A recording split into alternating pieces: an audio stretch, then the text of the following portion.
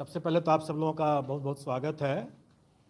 और 2 दिन बाद TRE 2.0 होने जा रहा है, तो उसके पहले हम लोग कुछ जानकारी लोगों को दे दें, खास करके आपके माध्यम से कैंडिडेट्स को जानकारी बहुत आवश्यक है। पहली बात कि हर बार की तरह 1 घंटा पूर्व सेंटर पर एंट्री बंद हो जाएगा। तो और इस बार हम लोग एंट्री के समय बायोमेट्रिक वेरिफिकेशन ज़्यादा स्ट्रिक्टली करेंगे, क्योंकि हम लोग का ये प्रयास है कि अगर कोई भी इम्पर्सनेशन, कोई भी मुन्ना भाई अगर हैं तो परीक्षा के दौरान ही हम लोग पकड़ लें। इसलिए हम लोग एंट्री के समय में ही काफ़ी सतर्कतापूर्वक उनकी बायोमेट्रिक चेकिंग की जाएगी। उसमें ज़्यादा समय लगना स्वाभाविक है, और इसलिए हम सबसे आपके माध्यम से सभी अभ्यर्थियों से अनुरोध करेंगे कि वो लोग पर्याप्त मार्जिन रखते हुए पहले ही पहुंच जाएं सेंटर पर और अपना जगह ले लें। दूसरा कि पिछले बार कैंडिडेट्स लोगों ने कई तरह की गलतियां किया था, जैसे रोल नंबर की गलती एक बहुत प्रमुख गलती थी। कोई एक डिजिट छूट गया, कभी कोई दूसरा डिजिट छूट गया, कोई गलत लिखा गया। तो इसके कारण से जो कठिनाई हुई थी, तो इस बार लोगों ने उनके एडमिट कार्ड में, आप लोग देख सकते हैं यहाँ पर, ये एडमिट कार्ड का एक नमूना है। ये एडमिट कार्ड में ही यहाँ पर बना हुआ है, उनको अपना रोल नंबर अपना रखने के लिए।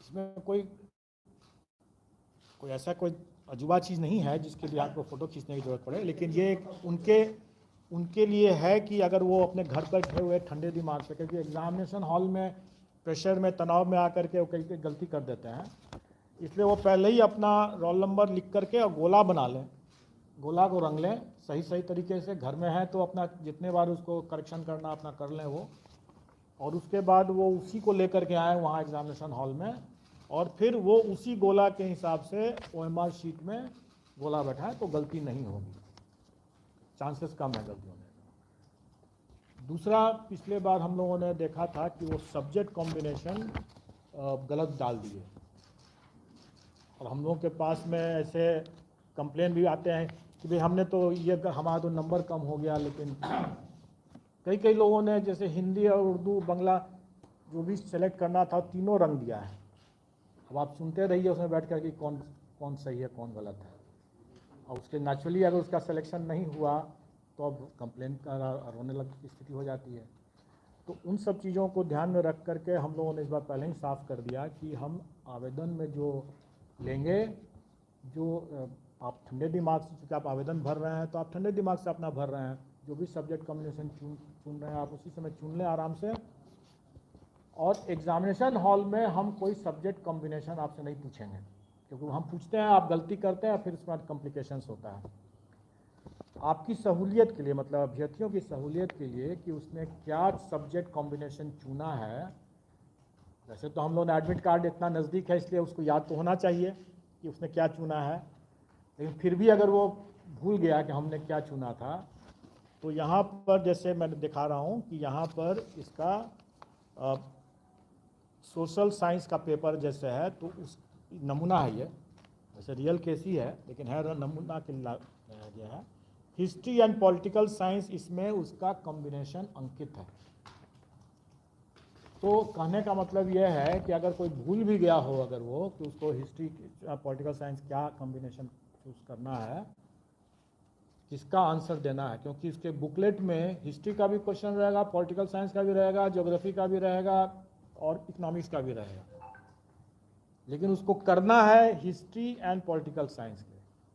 और अगर हिस्ट्री पहले है तो पहला 40 क्वेश्चन जो होगा, मतलब मेन कॉम्बिनेशन पार्ट का, वो हिस्ट्री का करना है, और दूसरा पॉलिटिकल साइंस है तो अंतिम 40 क्वेश्चन जो होगा वो पॉलिटिकल साइंस का ही करना है उसको। तो जिस सीक्वेंस में यहाँ पर लिखा हुआ है, जिस सीक्वेंस में उसने भरा है, इसी सीक्वेंस में उसको आंसर करना है, और ये सीक्वेंस वहाँ पर दिया हुआ है जो उसने भरा है कि पार्ट ए में हम हिस्ट्री एंड पार्ट बी में हम पॉलिटिकल साइंस, तो उसको उसी हिसाब से प्रथम 40 जो है उसको हिस्ट्री, द्वितीय फिर पॉलिटिकल साइंस, इस तरह से चुनना है। तो सर 100 का क्वेश्चन नंबर जैसे कि आपने अभी 160 क्वेश्चन दिया इस हिसाब से 150 क्वेश्चन, 160 नहीं है, 150 क्वेश्चन। मैं एक्सप्लेन कर देता हूँ, मैं आपको एक्सप्लेन भी कर देता हूँ, क्योंकि आप लोग भी क्लियर रहें और अपने संपर्क में और अपने मीडिया के माध्यम से अभ्यर्थियों को भी सतर्क कर दें। वैसे मुझे उम्मीद है कि अभ्यर्थी ज़्यादा जानते होंगे, क्योंकि उन्होंने इसकी प्रैक्टिस भी किया होगा, तो इसलिए मैं मानता हूं कि वो ज़्यादा जानते होंगे। लेकिन फिर भी आप सबकी जानकारी के लिए प्रथम 30 क्वेश्चन जो हैं किसी भी पेपर में, प्रथम 30 क्वेश्चन जो हैं वो लैंग्वेज क्वालिफाइंग के हैं, और उसके बाद जो 120 क्वेश्चन हैं, जैसे सोशल साइंस का जैसे अभी एग्जांपल ले रहे हैं, तो उसमें 40 मतलब क्वेश्चन नंबर 31 से 70 तक 40 क्वेश्चन जो हुए वो जनरल स्टडीज़ के होंगे, जो सोशल साइंस पेपर की बात मैं कर रहा हूँ। उसके बाद जो 71 से लेकर के जो 150 तक जो होंगे, तो 71 से 40 इसमें जोड़ दीजिए 110 तक, 71 से 110 तक जो होंगे, ये जो 40 क्वेश्चन होगा, इस कैंडिडेट ने चूँकि हिस्ट्री पहले चुना है, तो 71 क्वेश्चन नंबर से लेकर के 110 क्वेश्चन नंबर तक वो 40 क्वेश्चन जो है वो हिस्ट्री का क्वेश्चन देखेगा और हिस्ट्री के हिसाब से उसमें आंसर भरेगा OMR शीट में। और फिर 111 से लेकर 150 जो क्वेश्चंस होंगे वो उसको पॉलिटिकल साइंस, चूँकि इसमें लिखा हुआ है, तो वो पॉलिटिकल साइंस वाला पन्ना पलटेगा, उसका क्वेश्चंस देखेगा और 111 से 150 पॉलिटिकल साइंस भरेगा। ये सीक्वेंस है, और मैं समझता हूँ कैंडिडेट्स को पर्याप्त इसमें सूझबूझ होनी चाहिए। अगर सूझबूझ नहीं होगा तो शायद शिक्षक बनने के लिए भी योग्य नहीं हो शायद वो, लेकिन इतनी सूझबूझ होगी और प्रैक्टिस किया होगा तो ज़रूर वो समझ में आ गया होगा। और चूँकि उसको स्मरण रहे, प्रेशर में कहीं भूल न जाए कि पहले कौन सा दिया था, हिस्ट्री लिखा था, पॉलिटिकल साइंस, तो इसलिए वो यहाँ पर दिया हुआ है, तो इसलिए ये प्रॉब्लम नहीं होना चाहिए। अब रही बात कि इसमें हम लोगों ने पहले पिछले बार भी हम लोगों ने बहुत क्लियर करके रखा था लोगों को कि हम पूरे मुस्तैदी से हम लोग चाहेंगे कि कोई कदाचार मुक्त परीक्षा हो, और इसके लिए हम लोगों ने टेक्नोलॉजी का और बायोमेट्रिक वेरिफिकेशन का पर्याप्त इस बार व्यवस्था किया है। और मैं उम्मीद करता हूं कि इस बार अगर कोई भी, अगर मुन्ना भाई जैसे अगर कुप्रयास करेंगे अगर, तो परीक्षा अवधि में ही पकड़े जाएंगे। और ये भी है कि अगर कोई अभ्यर्थी जो हैं ये भी ध्यान रखेंगे कि कोई गलती न करें अपने जो बेसिक इन्फॉर्मेशन को डालने में, जैसे रोल नंबर इन्फॉर्मेशन को डालने में। हम लोगों ने सीरीज़ को, जो क्वेश्चन सीरीज़ की भी गलती करते थे, तो क्वेश्चन सीरीज़ को इस बार हम लोगों ने हटा दिया है। इसका यह मतलब नहीं है कि क्वेश्चन अलग अलग सीरीज़ के नहीं होंगे, वो क्वेश्चन अलग अलग सीरीज़ के हैं और उसके OMR में वो प्रिंटेड रहेगा पहले से, उनको नहीं प्रिंट करना होगा। लेकिन क्वेश्चन सब अलग अलग सीरीज़ के रहेंगे और रैंडमाइज भी रहेंगे, डबल रैंडमाइज रहेगा, वो सब अपनी जगह पर है ही। अगर कोई सिस्टम में अगर वो ब्रीच करने की कोशिश करेंगे, जैसे फ्लूइड लगा करके करेंगे, डिटेक्ट होने पर अगर सिस्टम अगर उसको डिटेक्ट कर लेता है तब तो उसको वहीं पर वो आउट हो जाएगा। लेकिन अगर सिस्टम नहीं डिटेक्ट करेगा तो भी हम लोग मैनुअली भी चेक करेंगे। इसलिए उनको ध्यान रखना होगा कि भाई इस तरह का कोई कुप्रयास ना करें। कई बार लोग फ्लूइड नहीं, जैसे आजकल जैसे फ्लूइड नहीं लेके जाते हैं, चाइनीज़ पेन लेके जाने की कोशिश करेंगे, या लेकिन आप हमारे OMR में कुछ ऐसे टेक्निक लगा हुआ है इस बार कि वैसा भी कुप्रयास ना करें वो, क्योंकि पकड़े जाने पर उसकी खामियाजा बहुत ज़्यादा हो जाएगा। और हम लोगों ने नेगेटिव मार्किंग नहीं रखा है, तो हम मान के चलते हैं कि थोड़ा बहुत तो वो लोग अपना अंदाज लगा ही सकते हैं। लेकिन इस तरह का कुप्रयास बिल्कुल ना करें कि नाखून से या ब्लेड से या फ्लूइड लगा करके या चाइनीज़ पेन से इरेज करने का कोशिश करेंगे। क्योंकि हम सबका मैनुअल चेकिंग करेंगे, जो सिस्टम से पकड़ लेगा, तो मैनुअल चेकिंग तो होना ही है और इसमें कड़ी कार्रवाई हो जाएगी उस पर, इसलिए वो ऐसा प्रयास न करें। और कई बार हम लोगों ने देखा है, बल्कि इस परीक्षा में तो उतना नहीं, लेकिन किसी दूसरी परीक्षा में हम लोगों ने देखा, बड़ा अफसोस भी हम लोगों को हुआ कि एक कैंडिडेट ने 8-9 क्वेश्चंस पर क्या किया कि उसको जैसे डाउट होता है कैंडिडेट्स को कोई आंसर पर, तो एक डॉट लगा दिया वहाँ पर। बाद में उसने सही आंसर दिया है, लेकिन शुरू में अगर डाउट है तो वहाँ पर डॉट लगा दिया। OMR पर डॉट न लगाएं, क्योंकि वो उस कैंडिडेट के केस में हम लोग 8 से 9 क्वेश्चंस को हम लोगों ने हटा दिया। उसका करेक्ट आंसर था, लेकिन चूंकि उसने बगल में दूसरे गोला के अंदर में भी अगर डॉट लगा के रखा था, और हमने जैसा बताया कि हम मैनुअली चेकिंग करते हैं, बहुत अफसोस है मुझे कि उस कैंडिडेट को उसके कारण से नहीं हुआ। अगर कोई संशय है तो अपने बुकलेट में लगाए ना, क्वेश्चन बुकलेट में अपना गोला लगाएं, डॉट लगा दें, बाद में आप उसको भर दें, फाइन। लेकिन अगर OMR में अगर डॉट लगा देते हैं, और मेरा सिस्टम इस बार ज़्यादा तगड़ा है, अपना बुकलेट में लगाएं, बाद में लगाएं, एक ही आंसर लगाएं, एक से अधिक लगाना उनके लिए आत्मघाती हो जाएगा। इसमें सर एक छात्र में आपसे आग्रह है कि पिछली बार कई जगह से कई अभ्यर्थियों ने कहा कि जो इन्विजिलेटर थे वो क्वेश्चन तक पे टिक नहीं लगाने दे रहे थे या कोई निशान नहीं, तो आप लोग क्लियर कम्युनिकेशन रखिएगा ताकि इस तरह का वो कई बार अत्यधिक हम लोग एक्टिव हो जाते हैं तो उसका भी नतीजा होता है। देखिए, ऐसे एबरेशंस जो हैं, आप इक्का दुक्का केस आप जैसे हो सकता है कि उसको जनरलाइज नहीं कर सकते हैं। ऐसा किसी परीक्षा में अपने क्वेश्चन बुकलेट पर उसको रफ करना, कोई कैलकुलेशन है तो अपना कैलकुलेशन कहाँ करेगा वो? अगर कोई मैथमेटिक्स का अगर कोई सवाल है तो कैलकुलेशन करेगा ना, किसी चीज़ पर करेगा ही, तो कहाँ करेगा वो?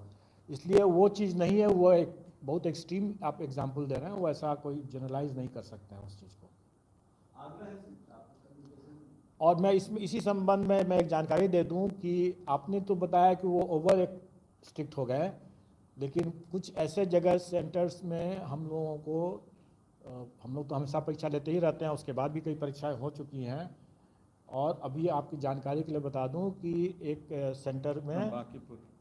सेंटर में जो हमारे स्टैंडर्ड प्रोटोकॉल हैं, जो हमने कई बार पूर्व के अवसरों में बताया है कि कुछ कार्य हम पर्दे के सामने करते हैं और कुछ कार्य पर्दे के पीछे करते हैं, और हमारे लिए दोनों कार्य बहुत महत्वपूर्ण है, बल्कि पर्दे के पीछे का कार्य ज़्यादा महत्वपूर्ण है। और उसमें अगर कोई हमारे स्टैंडर्ड प्रोटोकॉल को, गाइडलाइंस को अगर उल्लंघन करते हैं तो उस पर सख्त कार्रवाई होगी। और आप लोगों की जानकारी के लिए बता दें कि अभी एक सेंटर का नाम तो आपने ले लिया, लेकिन उसकी ज़रूरत नहीं है, सेंटर का नाम लेने की ज़रूरत नहीं है, वैसे सेंटर का नाम ले लिया इन्होंने। वहाँ के सेंटर सुपरिटेंडेंट के टीचर सेंटर सुपरिटेंडेंट को निलंबित कर दिया गया।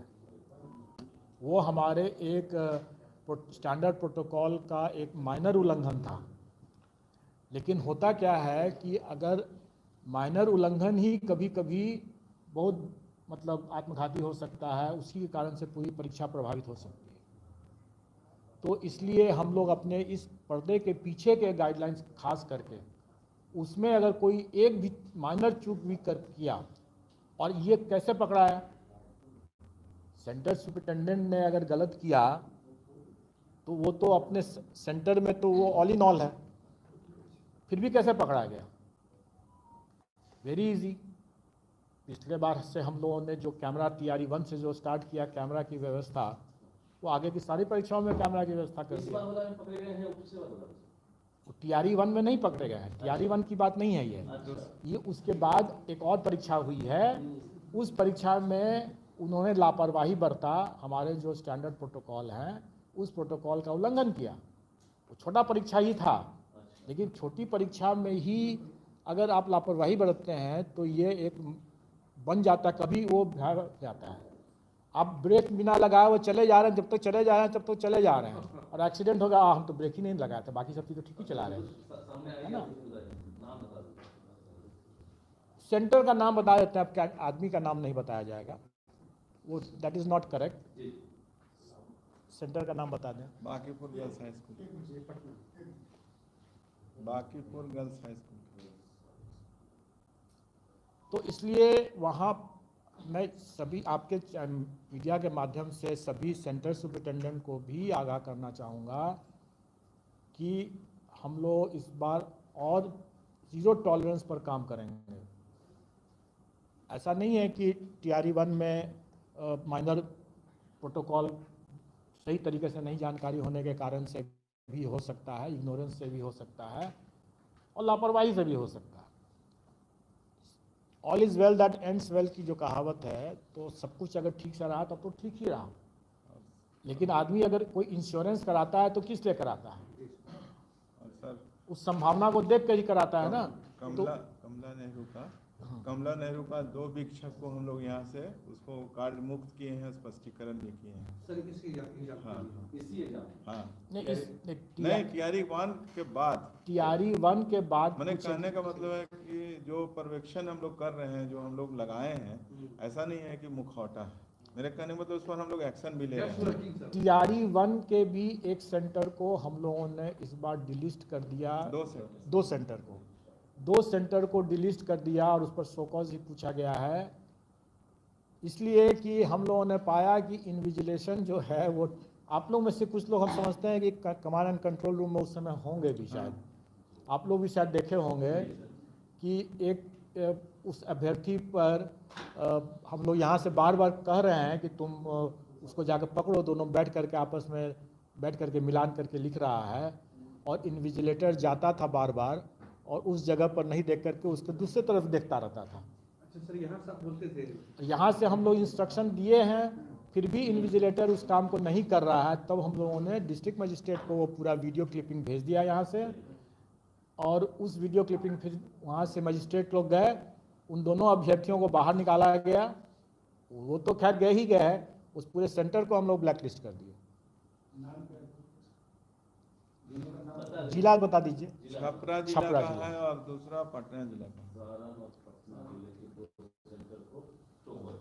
हाँ, उसको हटा दिया, हम नहीं ले रहे हैं, ब्लैक लिस्ट कर दिया, सेंटर ब्लैक लिस्ट कर दिया हम लोगों ने कि भाई वहाँ पर एक इन्विजिलेटर बार बार, हम लोग यहाँ से इंस्ट्रक्शन दे, हम लोग सब लोग देख रहे थे, आपके कुछ लोग साथी लोग होंगे उस समय कमांड एंड कंट्रोल रूम में।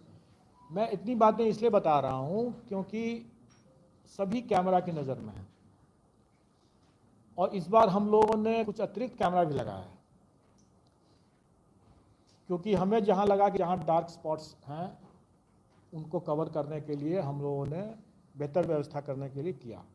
आप लोगों ने देखा होगा कि इस बार हम लोगों ने नंबर ऑफ सेंटर्स भी, हम लोग जिला भी हम लोग उसी हिसाब से थोड़ा कम किए हैं, क्योंकि मैनेजमेंट बेटर रहे, कंट्रोल रूम भी बेटर तरीके से हो सके, इसलिए नंबर ऑफ डिस्ट्रिक्ट्स भी कम किए। सर कितने जिले हो रही परीक्षा 38 के मुकाबले इस बार? 28 जिले हैं ना, आपको दिए 28 जिले हैं, 28 जिले हैं। तो इस हम लोग सेंटर 660,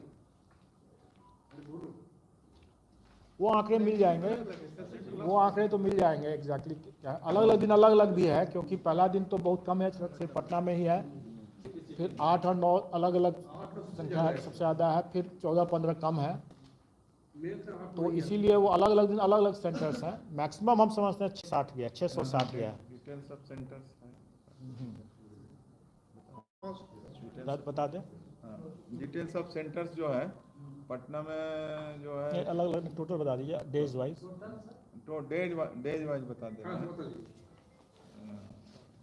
7 नहीं, टोटल सभी मिला के हमारे पास है, ग्रैंड टोटल बताते हैं। पटना में 76 है, भोजपुर में 93 है, औरंगाबाद में 38 है, और बांका में डिस्ट्रिक्ट वाइज बताएंगे। हाँ, बांका में 34 है, बेगूसराय में 59 है, भागलपुर में 102 है, बक्सर में 16 है, दरभंगा में 100 है, ईस्ट चंपारण मोतिहारी में 34 है, गोपालगंज में 23 है, जहानाबाद में 29 है, कटिहार में 40 है, खगड़िया में 28 है, लखीसराय में 28 है, मधुबनी में 36 है, मुंगेर में 34 है, मुजफ्फरपुर में 169, और नालंदा में 71, नवादा में 36, पूर्णिया में 111, रोहतास में 49, सहरसा में 32, समस्तीपुर में 26, सारण में है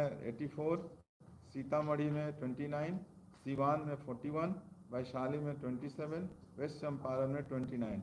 टोटल इस तरह से डिफरेंट डेट का अगर मिला ये जो है ये centre into days, centre into days करके सेंटर डेज है, सेंटर डेज है। मैं बता देता हूँ आप टोटल देखिए, मैंने जैसे बताया कि अलग अलग दिन हमारे अलग अलग नंबर ऑफ सेंटर्स हैं। मैक्सिमम जो सेंटर्स गया है 9 तारीख को गया है वो 555 है और 8 तारीख को 396 है। हाँ ठीक है।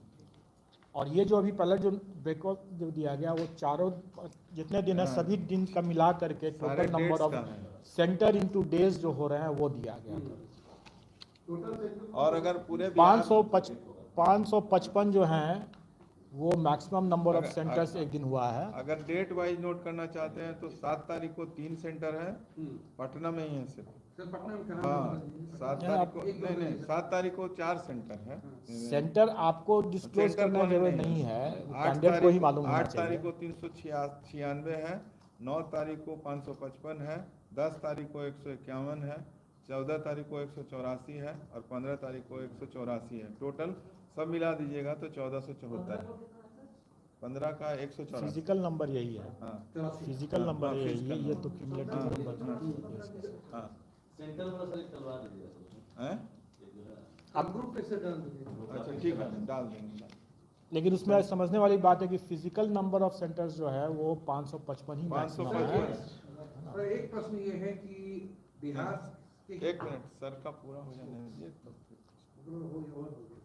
नहीं मैं ओवर हो गया हूँ। आप लोगों को हाँ, पूछना है तो आप सर पूछें। बिहार के कितने अभ्यर्थियों ने फॉर्म भरा है और क्या ये आंकड़ा है कि राज्य भर कितने जो दूसरे राज्य के कितने अभ्यर्थियों का आया है?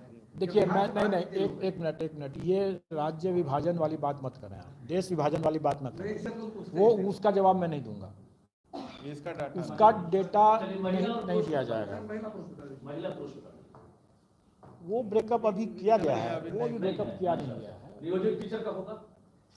ब्रेकअप हुआ तो सबका निकलेगा एक साथ। देखिए आप लोग के पास फुर्सत हो सकता है बहुत चीज़ पता करने का, पूछने के लिए। हमारे पास अभी हमारे हाथ बंधे हुए हैं।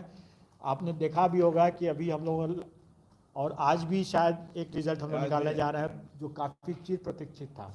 लॉन्ग पेंडिंग रिजल्ट्स हम लोगों ने कितना इस बीच में निकाला। हम लोगों को जो सांस लेने का जो समय मिला उसी समय में हम लोगों ने कई रिजल्ट धड़ाधड़ निकाला है और आज भी एक रिजल्ट निकलेगा और कुछ इंटरव्यू भी इस बीच में हुआ। हम लोग अभी इतने विश्लेषण नहीं करते हैं और हमें इस विश्लेषण करने की आवश्यकता भी नहीं है। और मैं तो राज्य के अंदर और राज्य के बाहर का विश्लेषण करने के सख्त विरोधी हूँ, क्योंकि देश एक है, हम लोग उसको अलग अलग विभाजित नहीं कर सकते। अच्छा सर, इससे अलग है बहुत सारे ऐसे कैंडिडेट भी हैं जिनको कि जैसे कि वो प्राइमरी में सेलेक्ट हुए या माध्यमिक में सेलेक्ट हुए और उसी कैटेगरी में दोबारा एग्जाम दे रहे हैं क्योंकि उनको अपने पसंद का जिला नहीं मिला। तो क्या आप उनके रिजल्ट को रोकेंगे? आपके पास में ऐसा कोई मतलब संपुष्ट करके मतलब आधिकारिक टाइप से है इंफॉर्मेशन की जनरल बात पूछ रहे हैं आप? नहीं मैं जानता हूँ व्यक्तिगत तौर तो पे दैट इज हिज चॉइस। इसमें मतलब रोक नहीं, इस पर क्यों रोक लगाएंगे हम? मतलब दे सकते हैं हम उनका रिजल्ट। अरे किसी ने आईएएस देने के बाद भी उसने किसी ने आईपीएस जाना चाहते हैं तो जा सकते हैं, कहाँ कोई रोक है? नहीं वो सेम कैटेगरी में ही दे रहे हैं। क्या फर्क पड़ता है? जिला उनका मिला है। नहीं, वो अगर वैसा अगर एक्सट्रीम रिएक्शन वाले जो अगर वैसे हैं उनका विवेक, उनको हम लोग कोई ऐसा बंधन नहीं है। हम लोग ऐसा कोई हम लोग अभी प्रतिबंध नहीं लगा रहे हैं।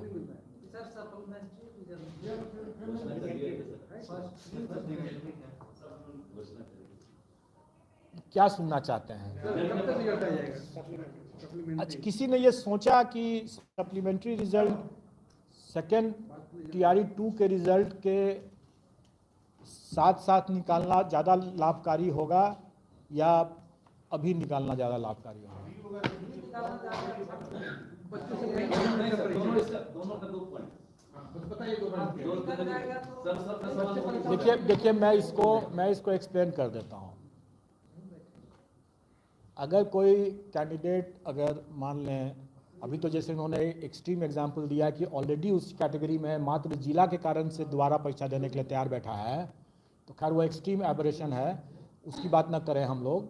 लेकिन इतना तो स्वाभाविक है कि जो भी कैंडिडेट को अगर मिला होगा, इस बार रिजल्ट आया है, उसमें अगर उसको अपने प्रॉस्पेक्ट्स बेटर लग आते हैं, जैसे प्राइमरी का है तो इस बार प्राइमरी में आया है, वो हो सकता है कि ज़रूर देगा वो अगले बार के लिए, कि मिडिल के लिए आने के लिए या हाई स्कूल के लिए आने के लिए या हायर सेकेंडरी में जाने के लिए वो करेगा, उसका वो हक है, वो दे सकता है। अगर जो ऑलरेडी जो जिनका रिजल्ट निकल चुका है, जब वो ये काम कर सकते हैं और जब ऐसा होगा उनका सिलेक्शन हायर क्लास में, तो पिछला फिर से खाली होगा। तो जो अगर सप्लीमेंट्री वाले भी अगर यही काम करेंगे, कर ही सकते हैं। अब सप्लीमेंट्री के जो भी फिगर्स हमारे पास वैकेंसी आया है, उसमें हमने किसी उतने लोगों को दे दिया, रिजल्ट अभी दे दिया। फिर इन लोगों का, ये लोग दोबारा परीक्षा तो देंगे ही देंगे, ऐसा नहीं कि नहीं छोड़ेगा, देना ही है उसको, इसलिए देगा। एक तो तैयारी हो गया है इसका, दूसरा बेटर प्रॉस्पेक्ट्स के लिए वो देगा ही देगा। देने के बाद इन सप्लीमेंट्री रिजल्ट वाले लोगों का भी सिलेक्शन होगा, उसमें से कुछ का फिर से खाली हो जाएगा। तो एक तरीका ये भी हो सकता है कि हम उस जितने इस तरह से खाली होते हैं उनको फिर से आगे उसको तैयारी 2 के सप्लीमेंट्री में करें फिर उसका, क्योंकि जाएगा तैयारी 2 में अब वो, क्योंकि तैयारी 2 की परीक्षा हो रही। दूसरा ये हो सकता है कि अगर उसका तैयारी 2 में हो गया और इधर हमने सप्लीमेंट्री नहीं निकाला, तो वो कैंडिडेट जो कंसिडरेशन जोन में तैयारी 2 में स्वतः आ गए, उनको तो छोड़ करके हम तैयारी 1 का सप्लीमेंट्री निकालेंगे ना। तो उस समय हम ज़्यादा लोगों को हम तैयारी 1 में अकोमोडेट कर सकते हैं, क्योंकि उतनी वैकेंसी है हमारे पास। जो लोग ऑलरेडी तैयारी 2 में चला ही गया, तो तैयारी 1 का वो जो 4700-4800 जितना भी आया है वैकेंसी, उतना में जो लोग तैयारी 2 में चले जाएंगे, तो उनको काहे के लिए हम तैयारी 1 में देकर बर्बाद करेंगे, उनका वेस्टेज होगा। नाउ इसलिए मैंने आप लोगों से पूछा है कि इसके दोनों पहलू हैं। अब अभी सब लोग चिंतित हैं कि जल्दी निकालें सप्लीमेंट्री, निकाल दे सकते हैं, लेकिन अगर मान लीजिए कि उसमें से 200-300 लोगों का अगर दोबारा तैयारी 2 में अगर हो गया, तो वो 200-300 अतिरिक्त हम यहाँ दे सकते थे तैयारी 1 में हम दे सकते थे। हम तो मान गए। एक चीज़ और आप लोगों को समझना होगा, और आपके माध्यम से कैंडिडेट को भी समझना होगा, हम लोगों के यहाँ वेटिंग लिस्ट का कोई प्रोविज़न नहीं है। राज्य सरकार में वेटिंग लिस्ट का कोई प्रावधान नहीं। कौन सा मामला वेटिंग लिस्ट के लिए बनता है और कौन सा मामला सप्लीमेंट्री रिजल्ट में बनता है, इसके अंतर को समझना बहुत ज़रूरी है। इसके अंतर को समझना ज़रूरी है। जिसका हम लोगों ने रिजल्ट दिया, उस रिजल्ट के प्रोसेस में, क्योंकि डिपार्टमेंट भी उसको देखता है, और ये सिर्फ तैयारी की बात नहीं है, किसी भी परीक्षा में डिपार्टमेंट भी देखता है उसको, कि डॉक्यूमेंट वगैरह सब देखता है, कि ये पुलिस वेरिफिकेशन देखता है वगैरह वगैरह। अगर डिपार्टमेंट पाया कि हमारे अनुशंसित कैंडिडेट में कोई त्रुटि है, मतलब वो योग्य नहीं है, तो वो आयोग को वापस भेजता है कि इसमें पुलिस वेरिफिकेशन गलत आ गया, या ये फलाना चीज़ हो गया, या कोई है जिसके लिए वो योग्य नज़र नहीं आते हैं, तो आयोग उनके स्थान पर सप्लीमेंट्री लिस्ट अनुशंसा भेजता है। तो जिनको अभी वैसे कैंडिडेट जिनको अभी कोई ऑफर लेटर नहीं मिला, अभी डिपार्टमेंट अपने स्तर से उसकी चेकिंग किया और चेकिंग करके अनुशंसा को वापस किया, और हम लोगों ने उसके जगह पर नई अनुशंसा भेजा, तो ये सप्लीमेंट्री रिजल्ट का मामला बना। ठीक है, लेकिन एक बार अगर उस अनुशंसा पर डिपार्टमेंट ओके कर देता है उसको, तब उसको ऑफर दिया जाता है, और एक बार जब ऑफर हो गया, तो अब उसका विवेक है, अभ्यर्थी का, जो सेलेक्टेड कैंडिडेट का है, कि वो ज्वाइन करे ना करे। अब अगर वो ज्वाइन नहीं करता है, तो वो वेटिंग लिस्ट में जाएगा, और वेटिंग लिस्ट का चूंकि प्रावधान नहीं है, इसलिए वो वैकेंसी कैरी फॉरवर्ड होगा। समझ रहे हैं? कोई ज्वाइन करके छोड़ दिया, वो भी कैरी फॉरवर्ड होगा। ऑफर मिल गया, ज्वाइन करे चाहे ना करे, कई बार होता है कि कैंडिडेट बोलता है कि हमको रिलीव नहीं हो पा रहे हैं, अपने पहले कहीं काम कर रहे हैं, हमको 1 महीना 2 महीना 3 महीना 4 महीना 6 महीना लगेगा, बीमार हैं, ये कई तरह के कारण करते हैं। हर कोई तो एक नाव पर नहीं 2-3 नाव पर पैर रखता है, यहाँ भी नौकरी लेता है, वहाँ भी नौकरी लेता है, उसको यहाँ भी ज्वाइन करता है, वहाँ भी ज्वाइन करने की कोशिश करता है, देखता है, हर जगह लटका के रखता है। स्टूडेंट लाइफ में हम लोगों ने भी वो किया था। करते हैं लोग अपने अपने अपने बेस्ट प्रॉस्पेक्ट्स के लिए ऐसा करते हैं लोग, तो वो अपने होल्ड करता है। जब तक वो अपना रिलीज़ नहीं करेगा तब तक वो वैकेंसी दूसरे को नहीं जा सकता। और इसलिए गवर्नमेंट ने, क्योंकि इसमें काफ़ी टाइम लग जाता है, इसलिए गवर्नमेंट कभी भी वेटिंग, इसलिए यहाँ पर गवर्नमेंट वेटिंग लिस्ट की बात नहीं करती। और क्योंकि वेटिंग लिस्ट नहीं है, इसलिए अगर कोई कैंडिडेट अगर ऑफर मिल गया या ज्वाइन करने के बाद छोड़ दिया या ज्वाइन करने के पहले ही ज्वाइन ही नहीं किया, ऑफर मिल गया, वैकेंसी यूटिलाइज्ड हो गया, और अब अगर वो नहीं ज्वाइन करता है, छोड़ देता है, ज्वाइन करने के बाद सारे के सारे कैरी फॉरवर्ड होंगे। लेकिन अगर उसको ऑफर ही नहीं मिला है, क्योंकि डाउट है डॉक्यूमेंट वेरिफिकेशन में, पुलिस वेरिफिकेशन में, वगैरह वगैरह में, और वो वैकेंसी अगर हमको वापस, जैसे इस बार मल्टीपल रिजल्ट्स की वैकेंसी हमको वापस हुआ, तो वो सप्लीमेंट्री रिजल्ट में आए। इसलिए हम लोग शुरू से कह रहे हैं कि हम सप्लीमेंट्री रिजल्ट देंगे, हम कभी भी नहीं बोल रहे हैं कि हम वेटिंग लिस्ट का रिजल्ट देंगे, क्योंकि वेटिंग लिस्ट का रिजल्ट का प्रावधान नहीं है। और ये तो लोगों की मांग करना है कि नियोजित को आउट करके नौकरी दीजिए, ये तो इसके लिए तो चर्चा ही करना बेकार है। ये तो गैर संवैधानिक है, असंवैधानिक है, गैर कानूनी हो जाएगा।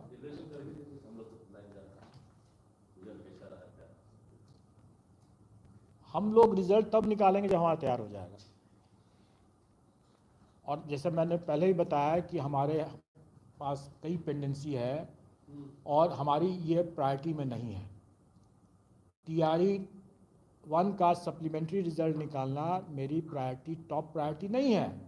इसलिए नहीं है क्योंकि हमने 1,20,000 से ज़्यादा लोगों का रिजल्ट दे रखा है, और उस दरमियान हमारे 68 के रिजल्ट पेंडिंग थे। अब तो निकल गए वैसे, 68 के रिजल्ट पेंडिंग थे, APO के रिजल्ट पेंडिंग थे, सहायक के रिजल्ट पेंडिंग थे, और अभी भी हमारे AAO के रिजल्ट पेंडिंग हैं, district art and culture officer के रिजल्ट पेंडिंग हैं, जो कई समय से, लंबे समय से वेट कर रहे हैं। पहली हमारी प्राथमिकता वो है, और हमारा TRE 1 का सप्लीमेंट्री रिजल्ट तभी निकलेगा जब हम तैयार हो जाएंगे उसके लिए। हो सकता है हम कल तैयार हो जाएं, परसों तैयार हो जाएं, हो सकता है हम 1 सप्ताह के बाद तैयार हों। नहीं, हमने तो आपको एक बताया कि TRE 2 के साथ अगर हम करते हैं तो उसके क्या लाभ हैं, लेकिन अगर हम उसके साथ करते हैं तो घाटा में ये है कि आप ही लोग हल्ला करेंगे बाद में कि भाई इन्होंने देरी कर दिया, क्यों, क्या कर रहे हैं, क्या कर रहे हैं, वगैरह वगैरह। लेकिन मैं दो टूक बता रहा हूँ कि वो TRE सप्लीमेंट्री रिजल्ट कभी भी प्राथमिक रिजल्ट की तुलना में उतना महत्वपूर्ण नहीं हो सकता, क्योंकि सप्लीमेंट्री है ना, प्राथमिक रिजल्ट नहीं है वो। प्राइमरी रिजल्ट अगर होता, मेन रिजल्ट अगर होता, तो हम उसकी प्राथमिकता दिया, जो कि दिया भी गया। सप्लीमेंट्री रिजल्ट हमारी प्राथमिकता नहीं हो सकती है, वो भी तब जब हमारे पास ढेर सारे दूसरे परीक्षाओं जो लंबे समय से उसकी परीक्षा पर लंबित है, हमारी प्रथम प्राथमिकता वो है। अब ये दूसरी बात है कि हम उसमें से देखेंगे, और हमारी जब तैयारी हो जाएगी, वो तैयारी सप्लीमेंट्री रिजल्ट का अगर हो जाता है तो अगर तैयारी हो जाएगा तो हम कल निकाल देंगे, अगर तैयारी नहीं होता है तो हम 1 सप्ताह के बाद भी निकालेंगे, लेकिन हम कोई कमिटमेंट नहीं करेंगे उसमें।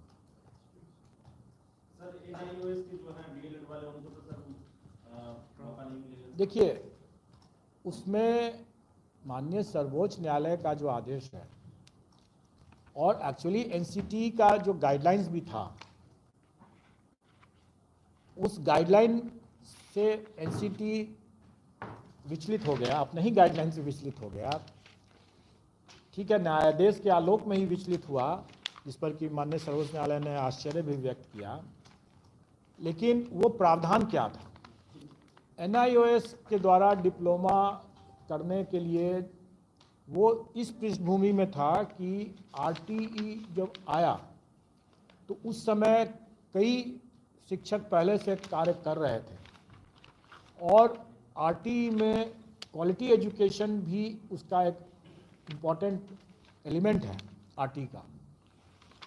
तो उसमें यह हुआ कि वैसे टीचर्स को अपग्रेड करने के लिए, उनको उनकी गुणवत्ता में लाने के लिए, उनको प्रशिक्षण देने के लिए ये डीएलएड की व्यवस्था, जिसमें कि 6 महीने कम मतलब शॉर्ट ड्यूरेशन डीएलएड की व्यवस्था की गई, जो एनआईओएस के द्वारा दिया गया। लेकिन ये जो पूर्व से जो कार्यरत टीचर्स थे, उनके लिए ये प्रशिक्षण के लिए ये व्यवस्था थी। ऐसा नहीं था कि कोई एकदम नया नया कोई टीचर आ रहा है पहले उसी कारण से ज्वाइन कर रहा है, ऐसी बात नहीं थी। नए अभ्यर्थी के लिए नहीं था, जो पहले से जो अनुभवी जो टीचर चले आ रहे हैं। माननीय सर्वोच्च न्यायालय का जो आदेश निकला हुआ है उसमें उन्होंने उनके द्वारा एक डेट भी दिया हुआ है, शायद 2017 10/8/2017 कि उसके पूर्व जो कार्यरत थे उन्हीं का एनआईओएस के द्वारा डीएलएड जो था है वो वैलिड माना जाएगा, उसके बाद का नहीं। उसमें सब है, उसमें सब है। वैसे को आप भी ले रहे हैं एग्जाम? बिल्कुल ले रहे हैं। हमारे एडमिट कार्ड में जो नोटिस ही निकला हुआ है उसमें निकला हुआ है वो नोटिस हम डालें उसमें, और उसमें एडमिट कार्ड में, चूंकि मैंने पहले ही बताया कि अगर कोई आवेदन देता है तो उसको एडमिट कार्ड भी मिलना चाहिए, और जिसको एडमिट कार्ड मिलता है उसको एग्ज़ाम देने की भी अनुमति होनी चाहिए।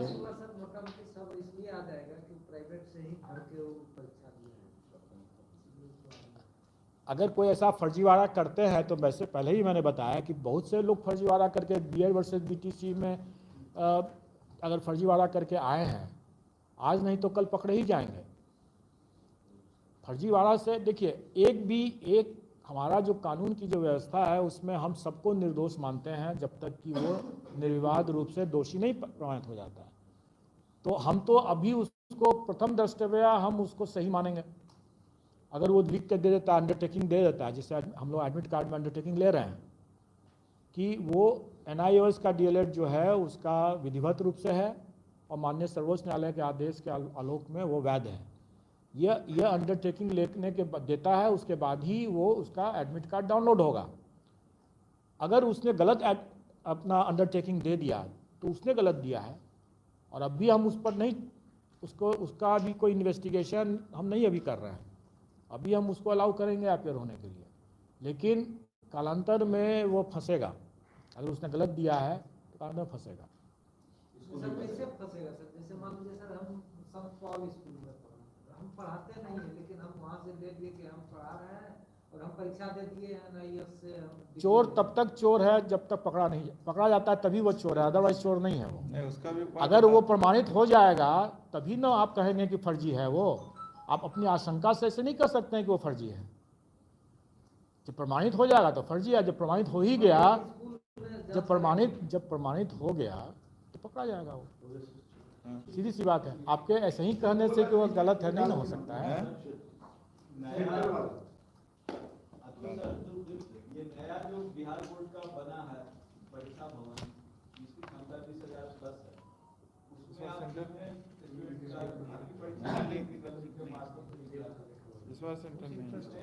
इस बार अभी उसकी व्यवस्था में थोड़ी हम लोग को अभी कमी नज़र आ रही थी। अभी इस बार हम लोग अभी नहीं उसका उपयोग कर रहे हैं, लेकिन कालांतर में उसका बिल्कुल उपयोग होगा, क्योंकि सारे मेंस की परीक्षाएं या जो छोटी मोटी परीक्षाएं जो कि 15,000 अभी उसकी कैपेसिटी है, अभी सारे इंफ्रास्ट्रक्चर इन पोजीशन नहीं है।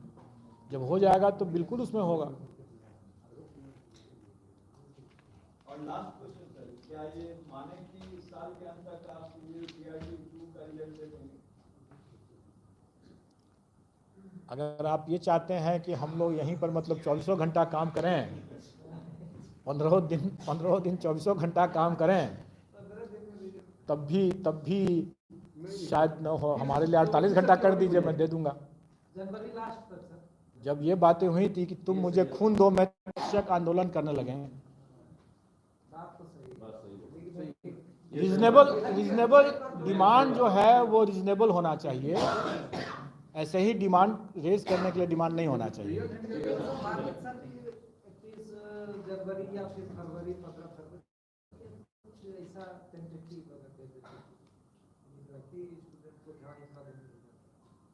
निश्चित तौर पर मैं रिजल्ट देकर के ही जाऊंगा यहाँ से।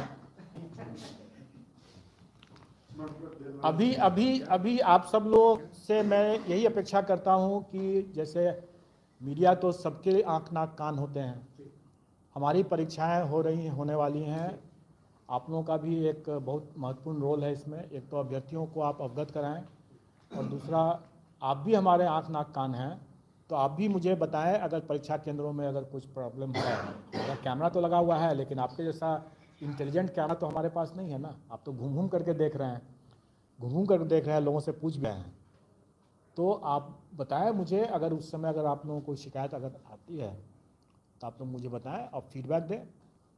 और आप लोग का भी स्वागत है, आप लोग आएँ, आप लोग यहाँ कमांड कंट्रोल रूम में आकर के देख के जाएँ। कभी कभी रिसीव करने है दिक्कत है, बहुत कभी कभी रिसीव नहीं करता है, कोई जरूरी काम रहता है।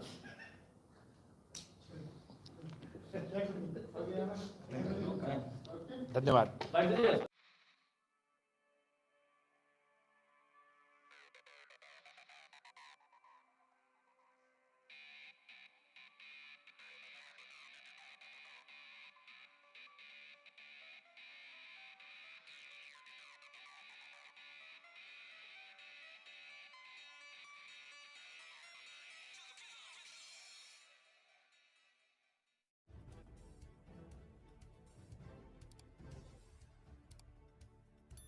सब्सक्राइब कीजिए हिंदी क्लब को, दबाइए इस बेल आइकॉन को ताकि हमारा वीडियो आपको मिले सबसे पहले।